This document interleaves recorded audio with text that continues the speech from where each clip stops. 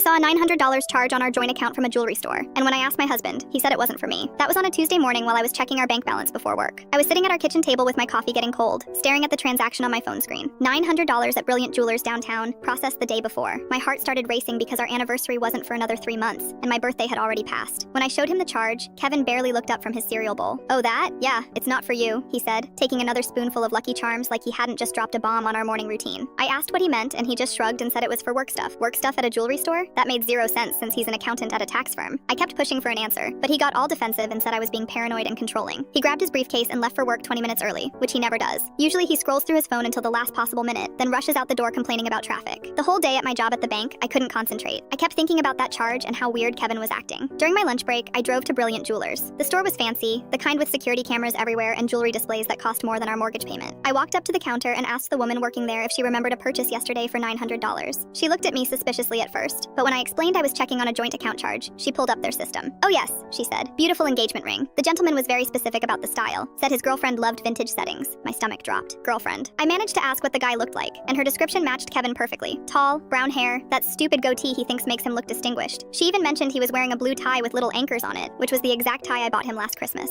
I somehow made it through the rest of my workday without completely falling apart. When Kevin got home that evening, he was in an unusually good mood, humming while he opened a beer and asking about my day like nothing had happened. I decided to test him. I suggested we go out to dinner somewhere nice this weekend, maybe celebrate us being together for 6 years. He got this panicked look on his face and said he was really busy at work lately, lots of overtime coming up, probably wouldn't have time for dates for a while. Then he quickly changed the subject to asking if we needed groceries. That's when I knew for sure something was going on. Over the next few days, I started paying attention to things I'd been ignoring. Kevin had been working late a lot recently, always texting someone during dinner, and he'd started going to the gym every Tuesday and Thursday night, which was weird because he'd never shown interest in working out before. He also bought new cologne and started dressing better for work. Friday night, he told me he had to work late again. I waited an hour after he left, then drove to his office building. His car wasn't in the parking lot. I felt like one of those crazy wives from TV shows, but I couldn't stop myself. I drove around downtown and found his car parked outside Romano's, this romantic Italian restaurant we'd never been to. I sat in my car across the street for 20 minutes, feeling sick to my stomach. Then I saw them through the window. Kevin was sitting at a corner table with some blonde woman I'd never seen before. She was wearing what looked like an expensive dress, and they were holding hands across the table. When she moved her left hand to pick up her wine glass, I could see something sparkling on her ring finger. That's when everything clicked. The $900 charge, the secret phone calls, the gym memberships, all those late nights at work. My husband of 6 years had bought an engagement ring for another woman and was planning to propose to her while still married to me. I drove home and packed a bag. I took half the money from our savings account and booked a hotel room for the weekend. When Kevin got home that night and found my note on the kitchen table, his phone started blowing up with calls and texts. I turned off my phone and spent the weekend figuring out my next move. Monday morning, I called a divorce lawyer. Kevin tried calling me at work, showed up at my sister's house where I was staying, even sent flowers to my office. But every time he tried to explain, all I could think about was him holding that woman's hand and planning a future with her while lying to my face about working late. The divorce was final 3 months later.